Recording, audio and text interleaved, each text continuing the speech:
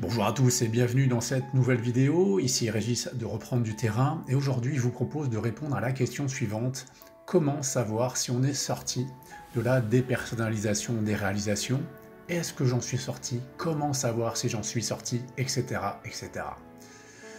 Alors la question peut paraître assez étrange, mais en fait elle fait partie des questions les plus régulièrement posées par les personnes qui sont sujettes à des symptômes de DPDR, et nous allons voir que ce genre de questions peut s'avérer être un véritable piège. Alors c'est vrai que quand on a un rhume ou une grippe, on ne se demande pas un mois après si on en est sorti et comment savoir si c'est vraiment le cas, car ça nous paraît évident. La question ne nous effleure même pas l'esprit, on passe à autre chose et on continue notre vie tranquillement. Pourtant, avec la dépersonnalisation des réalisations, ce sont des questions que pas mal de personnes se posent. Alors pourquoi? Alors je ne vous apprends rien, les symptômes de DPDR sont loin d'être agréables. Ils sont souvent effrayants, source de questions angoissantes et sans réponse. Et certaines personnes qui en sont réellement libérées ont tellement peur de les voir réapparaître, de ressouffrir, de retraverser le tunnel qu'elles viennent de traverser, etc., etc., qu'elles veulent avoir la garantie absolue qu'elles en ont vraiment terminé avec toutes ces sensations et avoir le mode d'emploi pour avoir cette garantie.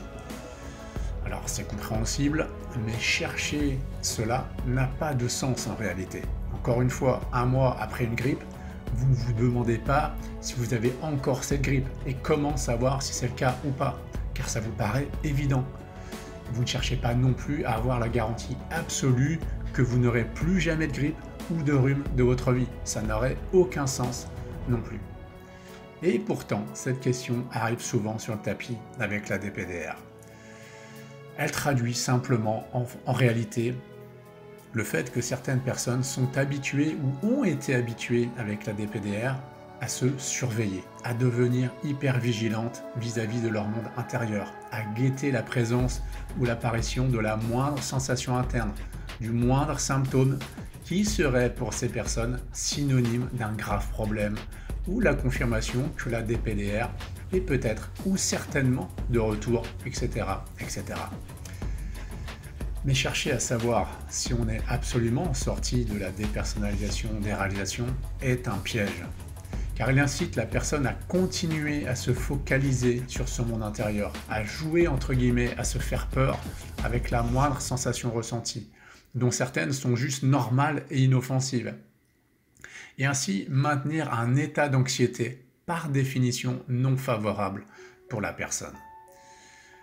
Surveiller sans arrêt ces symptômes de DPDR est d'ailleurs la problématique, le sujet de mon premier programme en ligne où je vous explique en détail pourquoi c'est un problème et où vous allez pouvoir découvrir aussi toutes les techniques et astuces dont vous avez besoin pour justement arrêter de vous auto-observer comme cela.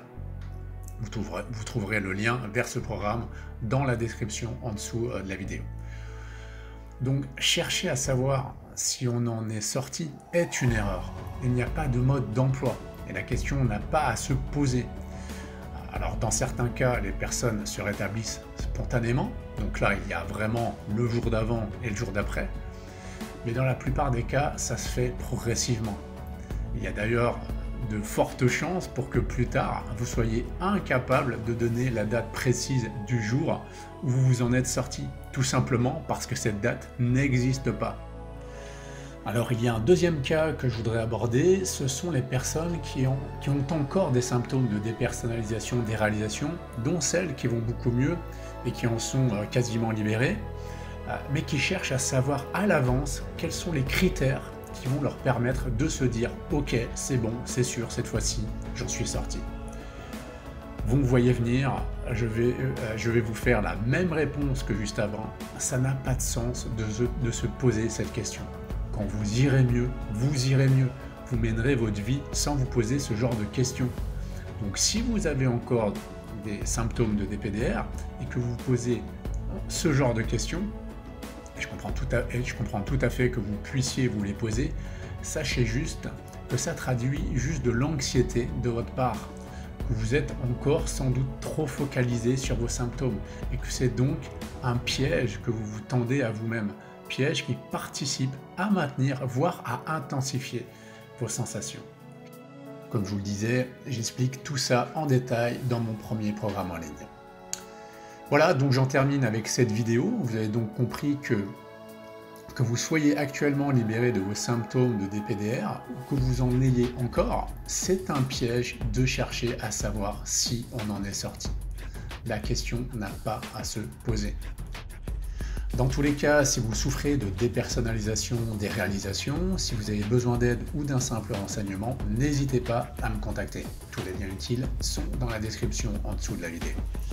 N'hésitez pas non plus dans l'espace commentaire à laisser vos questions, remarques et témoignages, à vous abonner à la chaîne pour ne pas rater les prochaines vidéos, et à cliquer aussi sur le petit pouce relevé si vous avez apprécié le contenu que je propose. Dans tous les cas, je vous dis à très bientôt pour une prochaine vidéo, et en attendant, je vous souhaite une très bonne journée.